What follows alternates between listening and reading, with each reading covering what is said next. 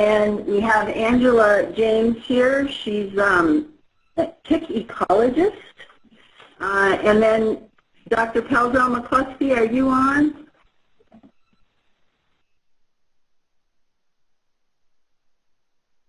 Okay.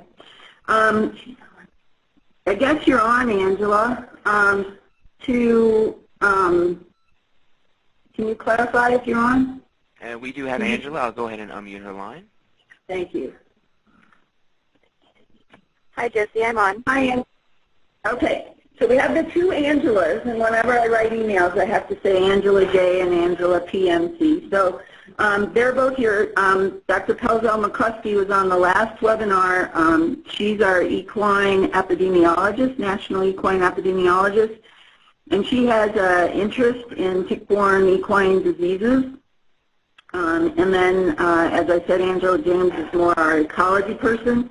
And I believe we have Jack Slater on. He's the scientist that's going to be doing the identification of the ticks that get sent into NDSL. So when we call for Q&A, if Jack has any input, we'll get him to comment as well. So I'm going to very briefly do an overview, and then I'm going to let the two Angelas kind of do the rah-rah and more in-depth on the tick section. We're really excited about this part of the study. As Martin said, we have a tick control practices, observation of tick-borne diseases, owner-observed tick as part of the questionnaire, and we went through that last time.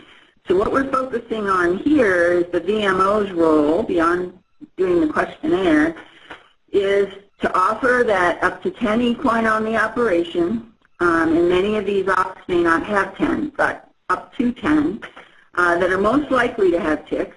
And the two Angelas may speak a little bit more about which ones those would be, but my understanding is outside exposure to vegetation used for trail riding versus the show horse that never leaves its stall would be more likely. So those would be the 10 you would select. And then you would do a tick exam. And after the two Angelas and I finish, we have a tick scratching video we're going to show. And that video is also on the NAHMS website for you to look at a later date. And we really need to thank the group along the border that these people do these tick exams on a very regular basis. So they're going to talk to us about the optimal way to scratch a horse for ticks. So what we're going to do is examine up to 10 equine for ticks. We're going to have our tube with alcohol in it. That'll be part of your tick kit, and Allison will talk a little more about the kit contents. And you're going to collect a representative sample of ticks from each equine. So if they have 50 ticks under their tail and they all look the same, you might collect one or two of those. If they have one tick by their ear, you would collect that. So it's how the tick looks and their location is how you would select the representative sample. Do not put 50 ticks in the tube. You're collecting a representative sample for identification. And you're also making notation, and you'll see on the CER, the data collection form, where you see ticks on the equine and approximately how many. So the participant is going to get a report of your exam findings, your scratching findings, and then NBSL is actually going to create a report that will have the tick identification. So the participant will get two reports, and then we're working on two info sheets. One would be photos of the ticks, their scientific common names, and the diseases associated with them, and then an info sheet about controlling ticks on equine. So those would be general info sheets that they'll get as part of this. So with that, maybe Angela James, you want to go first. Make sure you're near one of the mics and talk a little bit about how excited you are about this part of the study. Yes, thank you, Josie. I am quite, hope everybody can hear me. I can speak louder if needed. And I'm sure my children would attest to how loud I can be. So anyway, I really do appreciate this opportunity to be a part of this study and really encourage the VMOs that will be doing the collecting of ticks. This is the first time that, at least since I've been a part of BS, that you've had this unique opportunity to do something at a national level where we're collecting ticks from a variety of horses in whatever venue they're being used in.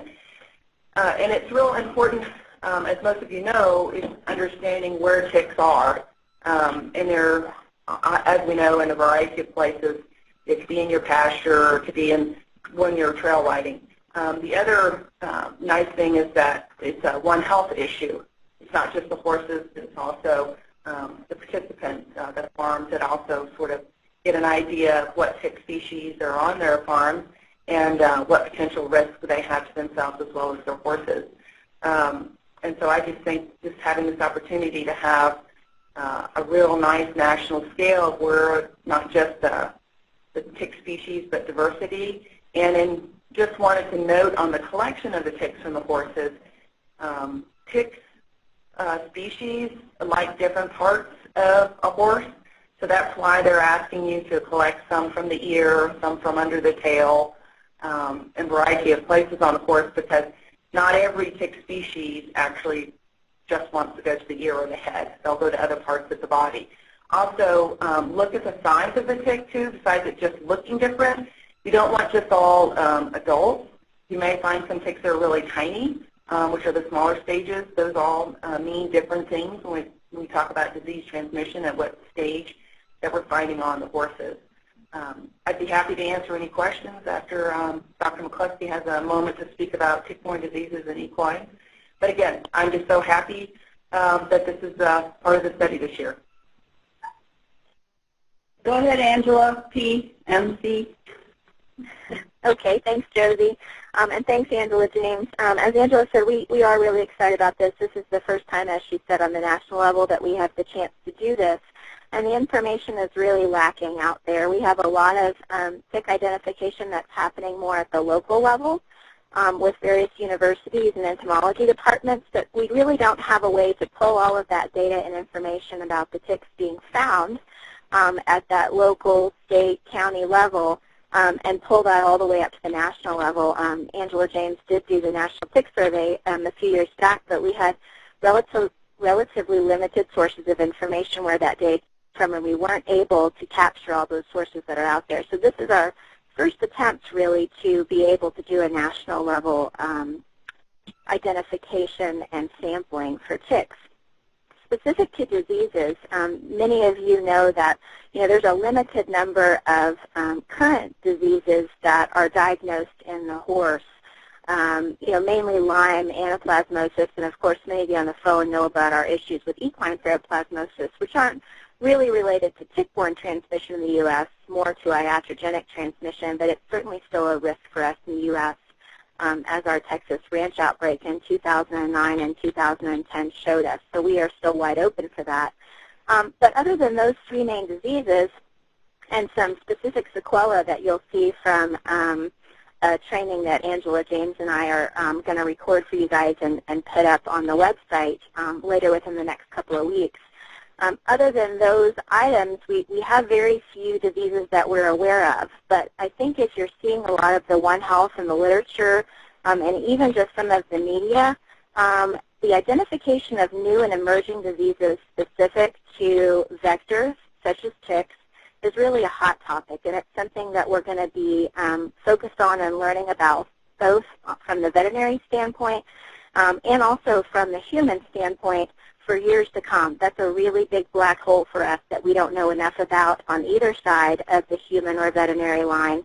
And it's going to be a big place for us to expand our knowledge, and we're going to be working on that in the future. Some of the emerging diseases that are coming forward in the human realm are diseases that we're identifying horses have been exposed to relative to tick-borne transmission, but we don't know yet whether those diseases might have a role clinically in the horse.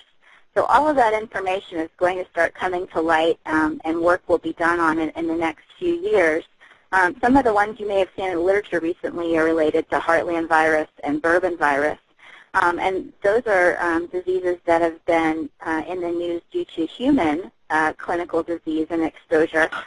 But investigating those, they're also finding that those same ticks on those premises where humans have become infected, those same ticks are getting on horses, and they are finding serologic evidence that those horses have been exposed. Again, we don't know what this means for emerging disease for equine in the future, but this is going to be a really big topic for us. So learning as much as we can about the types of ticks that we have on these premises, the types of ticks that latch onto horses and where they like to latch on, it's all going to play in as we start to discover all these different viruses, bacteria, and blood parasites that ticks are transmitting. As you know, ticks don't just bite and transmit a single organism. They're really dirty critters, and they transmit multiple organisms. So co-infections in both humans and horses caused by tick-borne transmission of disease is another huge realm that we have yet to really fully understand. So all of this part of the study we think really is going to serve as a great basis for going forward with tick-borne disease transmission in veterinary medicine in the future, especially with relationship to equids at this point. So Josie, I'll stop there. Thanks. So just a thing to reiterate, the VMO will fill out the CER, the data collection form, on the equine examined. Even if they find no ticks, you still will fill out your exam form, because we need to know how many we examined. It's as important to know you found none as you found some. So the CER will be filled out whether you find any ticks on them or not. And there's some information about the equine that you examined that's part of that form as well. The participants will not get a tick report if you find no ticks on the equine, because we feel they saw you do the exam, there were none, there aren't any results coming back from the lab. But we still need the CER completed by the VMO, even if you find no ticks. So really, really important. Anything else from the two Angelas you've thought of since you talked? CER is acronym for data collection form, and those are on tab 6, and we also talk about them in the manual. Thank you, Camilla.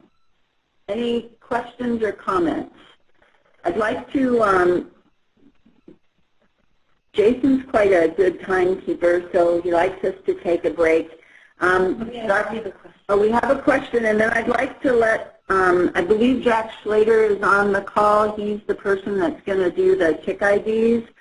I'd like to give him a chance to make comments and then do the video, but I think we may do those after our, or let Jack talk. Let Jack talk? Okay. So the plan is I'll ask the question or pose the question. We'll let Dr. Slater make any comments, and then we'll take the break and come back and show the video, Jason said. Okay, so what's the question? We have a question from Brianna. Sure. Okay. And Brianna, can you go ahead and press #2 so I can locate your audio line?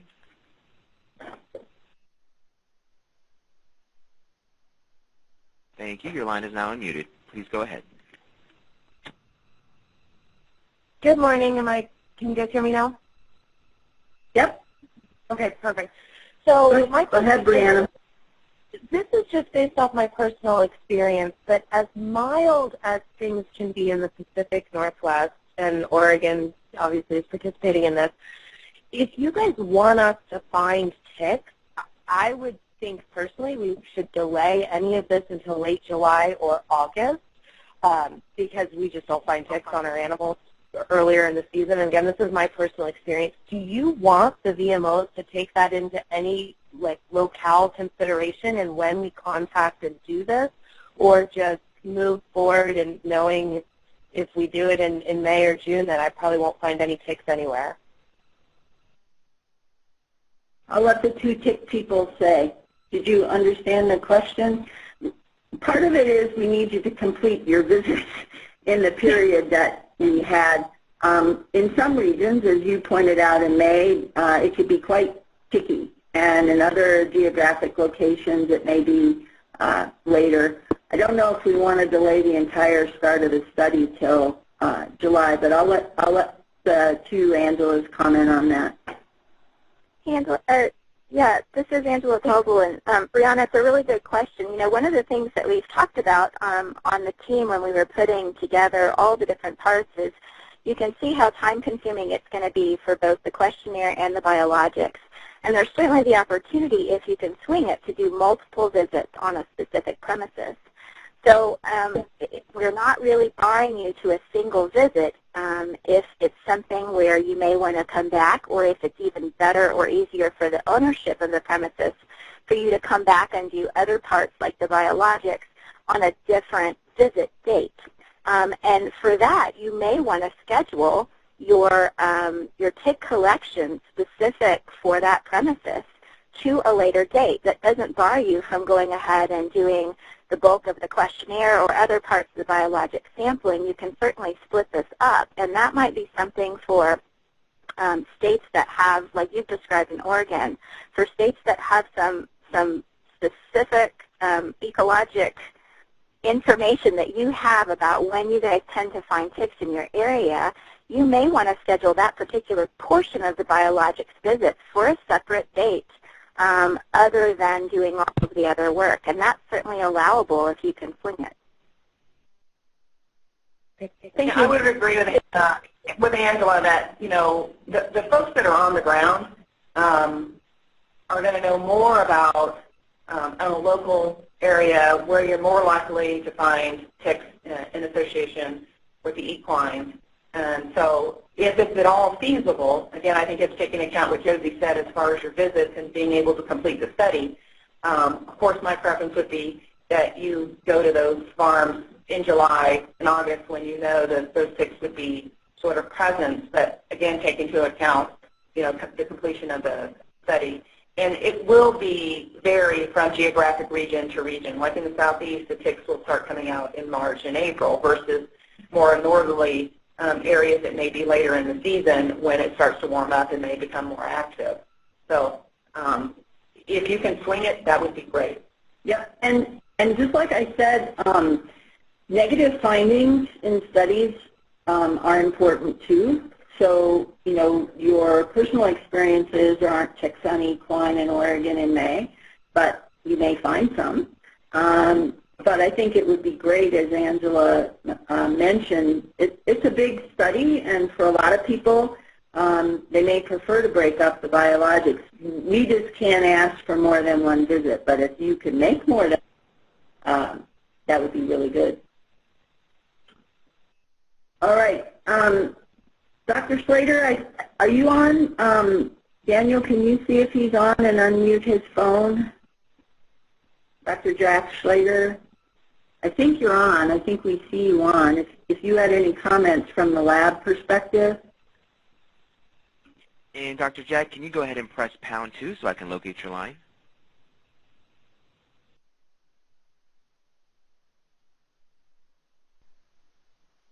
Okay, your line is unmuted. Please go ahead. No, I really don't have many comments to add.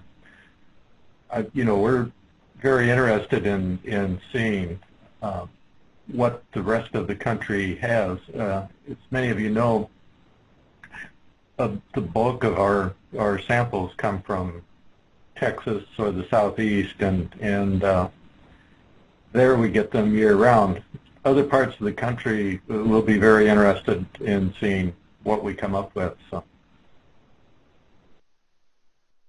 Thanks, Jack. And I think Jack and the Angelas have been involved in some calls we've already gotten from researchers that are very interested in this study.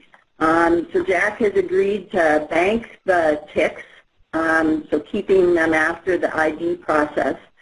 And for any of the NAHMS studies, researchers can put in requests, and those are critically evaluated to determine their scientific fortitude and whatnot. They would have to have funding to do any further work. But we do have some people that are interested in testing the ticks themselves for pathogens and doing some additional work with the material that's collected. So that's another aspect that isn't part of the core NAHMS study itself, but those biologic samples will be banked with the potential for future work. We have another question from Timothy DeVoe. Timothy DeVoe, operator, can you help them get unmuted? Timothy, please go ahead. Yeah, I guess a couple things. I'll re-echo the seasonality, especially in the Midwest when you're dealing with two-host ticks, where some of the ticks at spring and fall tend to be their times when we see them on large mammals. But I guess the other question I have is about the technique for collecting ticks. You're saying use bare fingers and thumb and index finger to remove the ticks. And I don't have large hands, but many times when I try to remove a tick in that method, they get crushed. And so you're exposing, the collector to whatever that tick has in its intestinal tract. The other thing I guess I see is reading on the CDC site, their technique for removing ticks is very different from what we would be doing in front of the owner.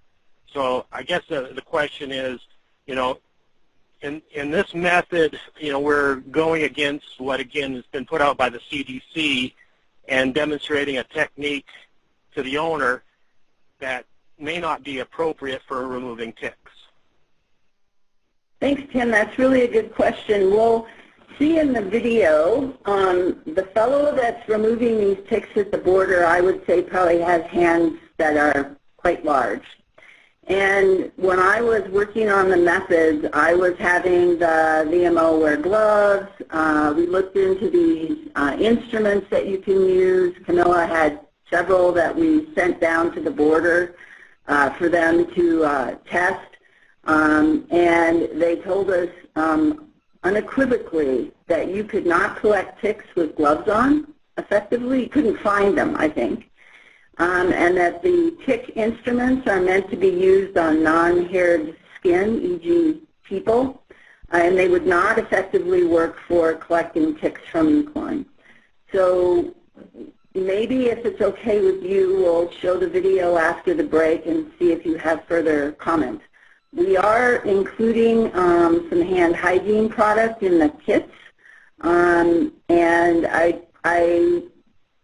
I don't know how to bridge the gap between what people that do this every day tell us how to do it. They feel that you do need to use your fingers to get the head of the tick, because that's really important to Jack in the ID, and that if we use gloves, that wouldn't be feasible. So with your permission, maybe we could go ahead and take our break and then watch the video and see if we could have some more discussion. Right. Well, and I think in the instructions, I think most people would tend to sanitize their hands, after. But I do see you said sanitize your hands before examining the equine, but there's nothing to say make sure your hands are sanitized after handling the ticks. I think our goal was between each equine you would use the hand sanitizer. So it would be before the next equine. So between them, you would use the hand sanitizer. And you are more than welcome to use it more often, because they're going in alcohol. So having alcohol product on your hands isn't going to hurt the ticks. They're going to die when they get in the tube. So if it's okay, I'm going to go ahead and suggest we take our 10-minute break, and that we come back at approximately 10 after the hour, wherever you are, and Jason will go ahead and play the tick scratching video. Okay? So that's the fellows from the border, our southern border of the U.S. that check equine and other large animals for ticks all the time. We had investigated Chickpeas, as I said, and we sent them down, and they pretty promptly told us, no, those weren't a good thing to use. We've been discussing since the question came up before the video, and NAHMS is going to offer forceps, I guess. And so if you'll let Abby know how many of those you need. you can go ahead and put in an order. And the key would be that if you use those, you would need to clean and disinfect those between the equine samples and also between operations. I guess we weren't planning to provide a set of tweezers for every operation. We just provide a couple for each VMO that would be doing collection. Angela James might want to say a little bit, but the key is not to crush the tick, as was already mentioned, for two reasons. It expels material that you probably don't want on your hands, number one. Number two, it makes the identification very difficult, and it would also contaminate the alcohol solution for the other ticks. So anything else on that? Yeah, I've used fine forceps in the past when I did field work on removal of ticks from a variety of wildlife species and then acetique ponies. And the main thing you want to be aware of when you're using the forceps is, one, not to crush the ticks. If you happen to crush one, you know, it's better to just trash it and go back in and get some more unless it's the only one on the horse. Because once you've crushed it and you put it into the alcohol, if it has any pathogens in it, it just contaminates all the other ticks that are present in that vial. So if there was any research done later on when these samples are banked, we would have no idea what tick species in particular had that pathogen. They would all possibly show up PCR, you know, positive. For instance, that were rickettsia species. So it's better not to put it in that vial with the other tick species. Generally, you want to try to take the forceps and take them as close to the skin of the animal as you can. If you need to, for some things like the Lone Star tick, which I'm sure a lot of you are familiar with, the one with the little white dot on the back, they have really long mouth parts, so sometimes they can be hard to remove. So you can take the forceps and move the tick sort of side to side, and that loosens up what we call the cement that the tick uses to attach to the animal. And you loosen that up a little bit, and then you gently sort of pull the tick until it loosens up enough, and then you can gently remove it out of there. And you also want to try to go to those tick species that we call flat, that aren't engorged with full amount of blood. Those will also be easier for you to remove the forceps for the females that engorge with a lot of blood. Those sometimes can be more difficult, or more easily you can puncture them with those forceps. So that's what a couple things that I would just note on when removing the ticks from the horses. So I think the take-home is that the coordinators can order these forceps. Dr. James had some that she's put out on a feral swine project, and they seem to be working okay. So just let us know, let Abby know how many you need, and she can get them shipped. So Dr. Slater, I think you're still on. Did you have any comments about the tick removal, important things for the VMOs in collecting them from the ID perspective?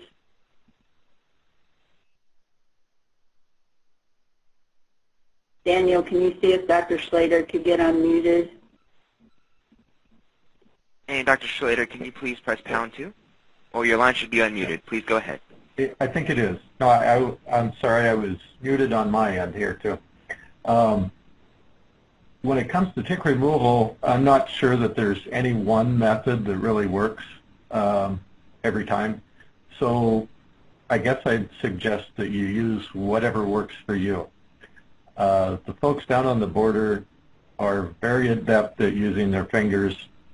You might need some help either with the forceps. I've had some luck with the removal tools that have a fine V shape to them that you can kind of slide under. Forceps sometimes works, although you do have to make sure that they're sturdy enough to actually remove the tick and not just slide over the mouth parts. See, we can usually identify a crushed tick if that happens to be the only one that you get. So as long as most of the parts are there, we can probably identify it. And let's see, seems like there was one other thing that I was going to mention. Yeah, different ticks come off easier, or some ticks come off easier than others. The dermacenters are going to come off a lot easier. Amblyomas have a very long mouth parts and come off kind of hard, as do the ixodes, the deer ticks. So just kind of be aware of that, and you're probably going to have kind of mixed results.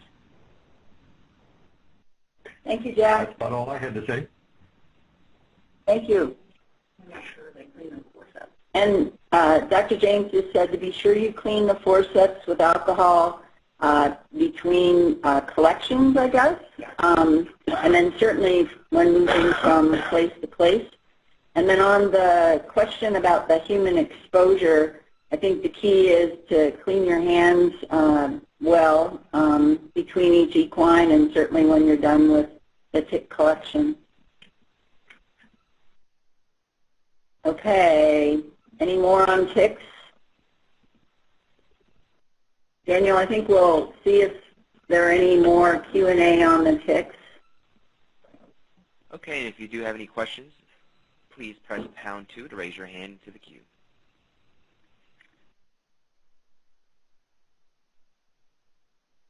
All right. And again, if you think of things, input, thanks for that question about the tick collection method. We were going with our Border Patrol experts, so appreciate some experience that you all have had being shared. All right. I think we're going to change topics. And Jason, I'd like to go to page 9 for the blood collection. We'll do the AMR last. Okay, so we're switching from ticks to the blood collection. So the goal of the blood collection is to create a serum bank at the National Veterinary Services Lab that researchers can request for subsequent projects that they want to do. One thing that we're hoping to be able to do, these are not going to be results provided back to the participant, is to perform serology and using a multiplex test at Cornell to determine the antibody level to equine herpes virus in relation to vaccination histories. But we aren't going to be providing any results to the participants on that. So the goal, as you talk to the participants about this, is it's an opportunity to create a national equine serum bank.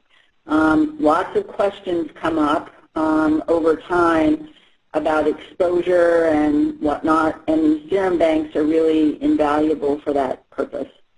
So the goal is to have the VMO collect from resident equine that are representative of the operation based on age, gender, breed, and use.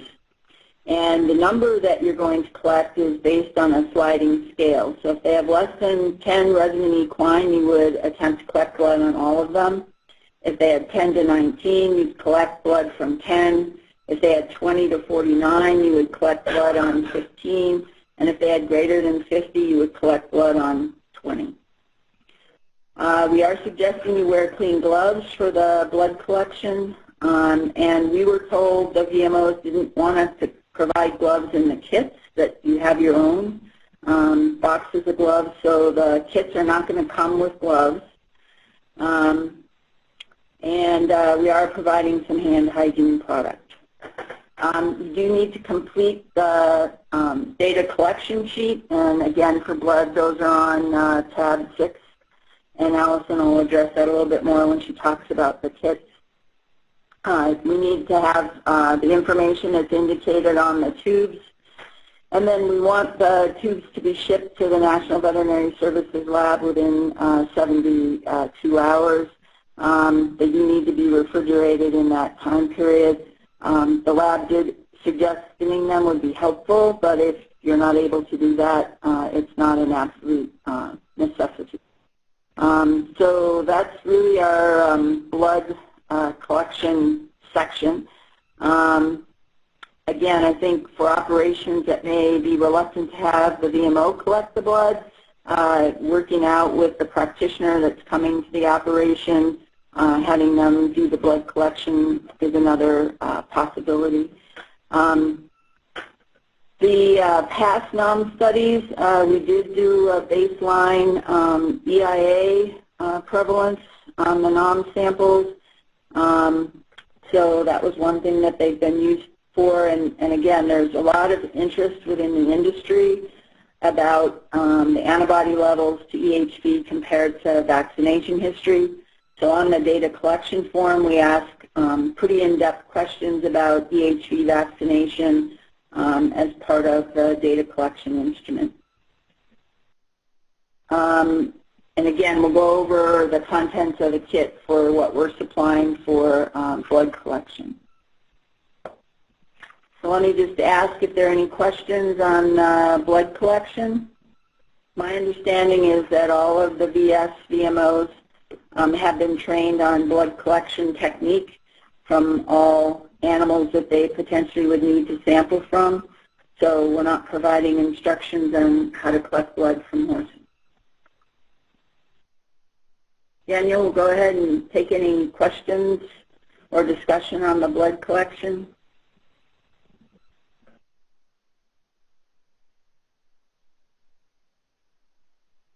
None? All right. We recognize... Sorry about that. There are no questions at this time. Okay. We do recognize that some of the equine you may be getting ticks from and blood. There is a little bit different sampling scheme, right? Because the tick equine exam is on the ones most likely to have tick exposure, and the blood is representative of the operation. We recognize there'd probably be some overlap there. Again, a stated future research initiative might be to look at antibodies in the equine where we have blood samples related to the ticks found and potentially even pathogens found in the ticks that are collected. So that's one thing that we may do in the future as well if there are researchers with funding. Okay, so now we are moving to the AMR section, and that starts on page 7.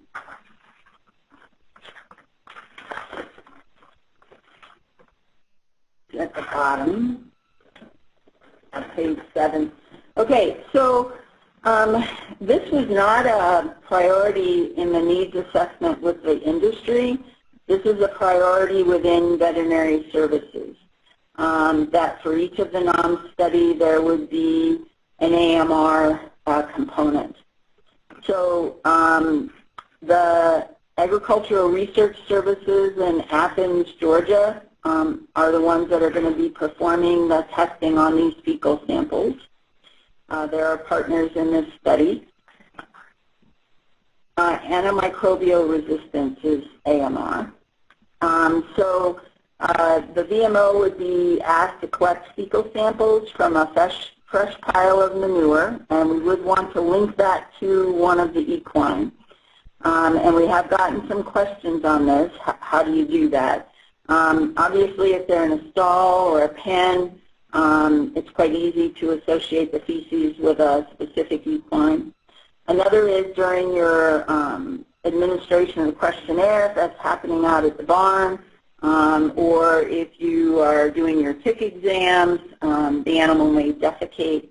So that would be ways to potentially associate feces with an equine.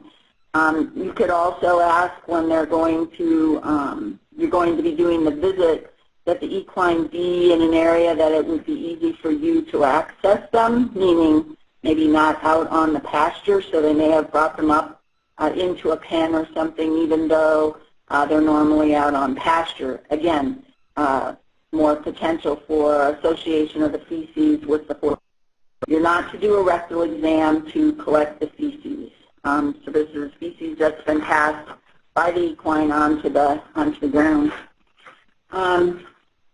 The fecal samples are going to be collected on a sliding scale, again, based on the number of equine, similar to the blood. And they're going to be shipped, again, to the ARS DEAR lab in Athens, Georgia. The fecal samples there, we have on page 8 that they're going to be cultured for Salmonella and non-type specific E. coli. They are going to be cultured for non-type specific E. coli. The lab is proposing to then do a PCR for Salmonella, and they'll only culture the PCR positive samples for Salmonella. Then they will collect representative isolates off of the culture media of Salmonella and E. coli, and those will be tested for antimicrobial susceptibility at the National Veterinary Services Lab. The Salmonella culture results, so positive or negative, and the serogroup will be provided to the participants. So even if all of the samples tested are negative, they'll get a result that none of the animals tested had Salmonella identified in the sample. And we're also providing an info sheet on Salmonella and Equine along with the report. So I'll go ahead and open it up to questions on the fecal for AMR, just the collection technique, and then we'll talk about how the operations are selected to participate in that.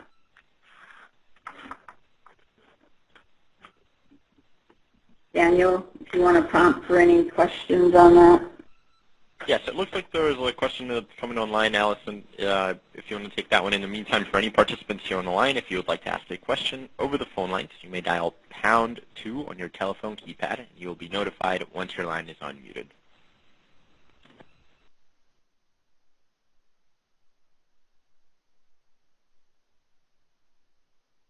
Okay, so just hold on.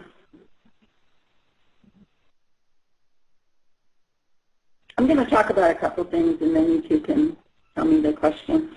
So the number of equine samples is based on the number of equine residents they have on a sliding scale. We have divided the states up into groups and the collection periods. So Texas, we're having collect samples through the entire study period and allowing up to 30 samples submitted per week. And then for the Group 2 states, we're having collection from May 1st through July 15th, submitting up to 20 samples per week per state. And then for Group 3, the states are designated there, and they would be collecting samples from July 16th through September 30th, submitting up to 20 samples per week per state. So the key here is that the ARS lab has a capacity, top capacity for the number of samples that they, could you guys have a top capacity for the number of samples that they can do per week? And so the sampling scheme that we have put in the manual is really going to have to be overseen by the coordinator.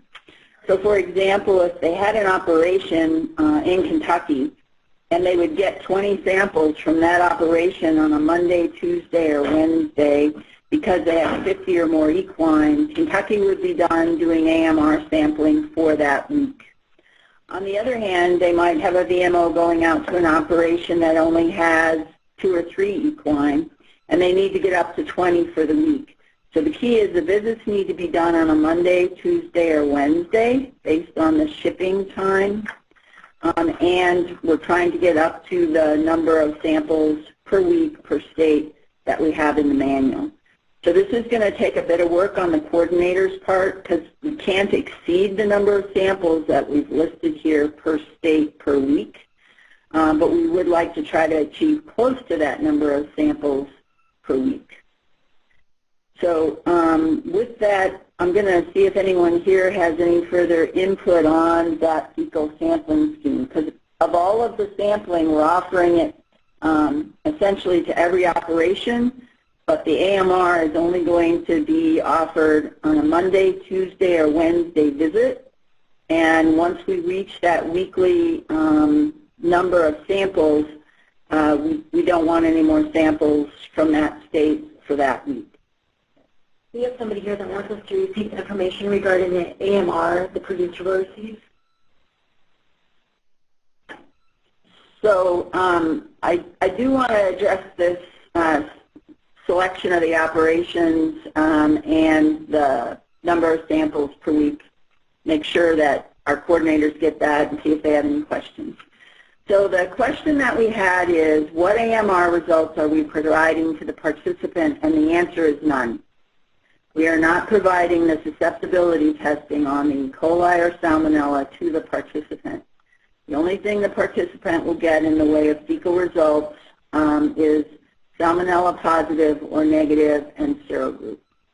The other data is going to be used by VS in meeting the goals of AMR activity for veterinary services.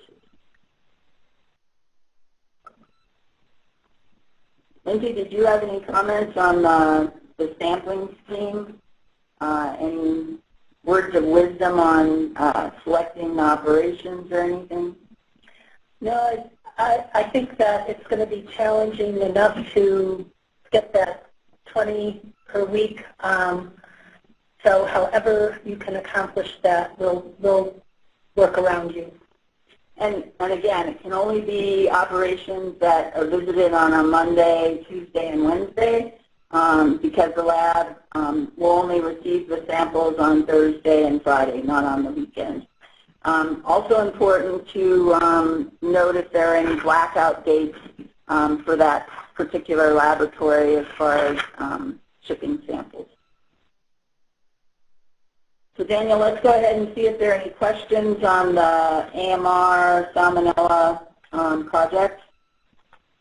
If you have no questions at this time, a quick reminder to our participants, if you would like to ask a question over the phone lines, you may dial #2 on your telephone keypad and you will be notified once your line is open. We have a question about shipping the ticks, because we're shipping the ticks and the blood, and the blood can be shipped up to 72 hours after collection. The ticks can also be shipped at that same time, 72 hours. In the manual it says 24 hours, but 72 hours is fine. They'll be well preserved in their alcohol bath. And we will get to some of the more technical aspects of the kits and what's in them and the shipping when we get to the kit presentation that Allison's going to do. So any comments on the fecal sampling for the AMR and culture work? If you get asked why you're in a certain time period, group 1 or 2 or 3, we tried geographically to divide the states and New England into representative groupings so that we had representation from both the east and west and north and south in each of those groupings. In our previous Salmonella prevalence study that we did for Equine 98, we did find that samples collected in the summer, we had a higher prevalence of positives, and for states in the southern region, we had a higher prevalence of positives. So, I think Roger Crogwell has a question. Daniel, if you can unmute Roger. Yeah, my question is, you probably covered this, for the AMR, these farms are selected, a certain number that you want from each state, a certain number of farms. It can be anybody Monday, Tuesday, and Wednesday collections, but not everybody that's visited on Monday, Tuesday, Wednesday would have a chance to participate, or what are the numbers there? That's correct. So in other words, the coordinator would need to keep track that they met their quota by Wednesday. So if, say in Kentucky, a farm had 100 horses and it was going to be visited on a Monday, and they were very willing to have samples collected, and 20 samples collected on the Monday for Kentucky, they're done for the week. On the other hand, if they're smaller operations and you're only getting 3 or 4 samples per operation, you may need to try to get every operation visited on a Monday, Tuesday, Wednesday that week to get samples to get up to your 20. So everybody's eligible if they're a Monday, Tuesday, Wednesday visit. Till you get to 20 samples. per state. Till you get to 20 fecal samples. Not 20 operations, 20 fecal samples. So 20 you, fecal samples. Could. Yes. Yes. So if you met your quota on Monday, the ops visited on Tuesday and Wednesday wouldn't be eligible because you already met your weekly quota. Okay. And thank you. This is the optimal sampling scheme that we could come up with to stay within the lab's capacity. We would love to make it easy and say any operation is eligible that wants to do it, but then we wouldn't stay within their quota. Any other questions or comments on the AMR? And there is information that you'll be gathering on the data collection form for feces about the equine that you're sampling. So it's very important when the samples are collected that that information about the animal samples is collected. And I'll just say it one more time, the only results that the participants are going to get from this segment of the study is salmonella test results. Positive or negative, and then if positive, the serogroup. But even if all the animals sampled are negative, they'll still get a report that says they were all negative on the day they were sampled. But they are not going to get the susceptibility testing results. We've been talking to NVSL about the option to provide serotype on the positives, and I don't think at this point we have a final decision on that. Because if those results are delayed by weeks or months, we feel like it may not be of much value to the participants to then provide that. Okay. I think our next thing that we would be able to go over is the kit presentation. And I'm thinking potentially we'd be better to take a short break and start that because it's going to take a while. So let's go ahead and take a break till 5 minutes till the hour, and then we'll come back and have a presentation about the kits. For the coordinators, could you please have the kits that we ship to you ready and have them open so that when Allison does her presentation, you follow along and be sure what we say is in the kits is what's in the kits, because we still have an opportunity to correct any problems before we make hundreds of those kits. So please take this time that you have the break to find those kits, get them open, and then Allison will tell you which kit she's talking about as she goes through the presentation.